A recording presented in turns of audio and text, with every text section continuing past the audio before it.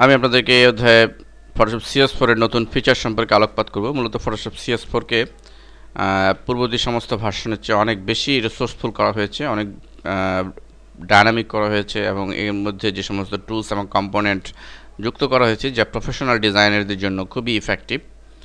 তো আমরা দেখতে পাচ্ছি যে পুরো আউটলুকিংস বা ইন্টারফেস সম্পর্কে আপনাদের প্রথমে একটু ধারণা দিব, এরপর আমি পর্যায়ক্রমে অন্যান্য ফিচার সম্পর্কে আলোকপাত করব। তো দেখুন, পুরো ইন্টারফেসটি মূলত একটা 3D এনভায়রনমেন্টে নিয়ে আসা হয়েছে, একটু 3D ভাব।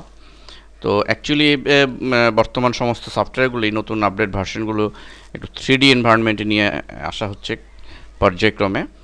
তো এখানে আমরা প্রথমেই দেখতে পাচ্ছি যে এর মেনু বার যেটি রয়েছে, মেনু বার আগের মতোই সব মেনুই রয়েছে, তবে এখানে দুটি মেনু নতুন ইনক্লুড হয়েছে, একটি অ্যানালাইসিস আর একটা 3D মেনু অত্যন্ত গুরুত্বপূর্ণ। মূলত 3D অবজেক্ট নিয়ে কাজ করার জন্য এই মেনুটি সংযোজন করা হয়েছে, যা পূর্ববর্তী ভার্সনে ছিল না।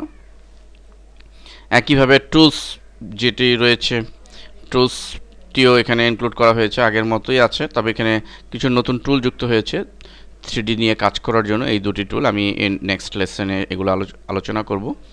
এছাড়া সবচেয়ে মজার গুরুত্বপূর্ণ বিষয় হচ্ছে যে এখানে আমাদের প্রয়োজনীয় ডিজাইনিংয়ের কাজ করার জন্য প্রয়োজনীয় যে সমস্ত টুলস বা কম্পোনেন্ট দরকার সবগুলো একটা গ্লান্সে একেবারে চোখের সামনে নিয়ে আসা হয়েছে, যেন একজন ডিজাইনার অনায়াসে তাকে খুঁজে নিয়ে আসতে না হয়, মেনু থেকে বের করে নিয়ে আসতে না হয়।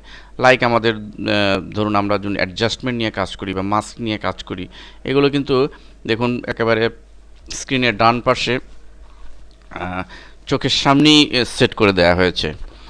আমরা আমাদের জুম টুল, রোটেট ভিউ টুল এবং কোনো আমাদের যে ক্যানভাসটি থাকবে সেটি কোন স্ট্যান্ডার্ডে থাকবে সেটি, এরপরে হ্যান্ড টুল দিয়ে আমাদের মুভ করা ক্যানভাসটি সব একেবারে চোখের সামনে নিয়ে আসা হচ্ছে। একটা হিস্টোরি, অ্যাকশন, ব্রাশ টুল, ব্রাশের যে সমস্ত কম্পোনেন্ট রয়েছে সেগুলো নিয়ে কাজ করা সবগুলো চোখের সামনেই নিয়ে আসা হয়েছে। আমি একটু প্র্যাকটিক্যালি দেখাচ্ছি আপনাদেরকে। আমি ফাইলের নিউতে গিয়ে আগের মতোই রয়েছে নিউ,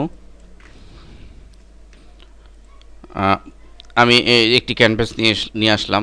এখানে দেখুন যে আমি এই ক্যানভাসটি নেওয়ার পরে আমি এখানে যদি একটি মার্কিউ টুল সিলেক্ট করি এবং এখানে আমি লেয়ার নিচ্ছি, লেয়ার প্যালেটটি এখানেই রয়েছে এবং আমি এটিকে একটি ফিল করে দিচ্ছি।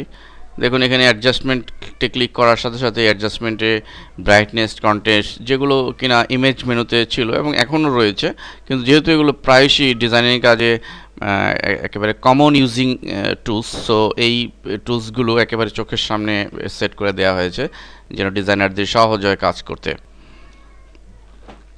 তো সব দিক থেকে মূলত ফটোশপ CS4 প্রফেশনালদের জন্য খুবই কার্যকরী একটি সফটওয়্যার, যা ব্যবহার করে আমরা যে কোনো প্রফেশনাল মানের ডিজাইন তৈরি করতে পারবো। আমরা নেক্সট লেসনে এ সম্পর্কে বিস্তারিত আলোচনা করব যে কী কী নতুন ফিচার অ্যাড করা হয়েছে।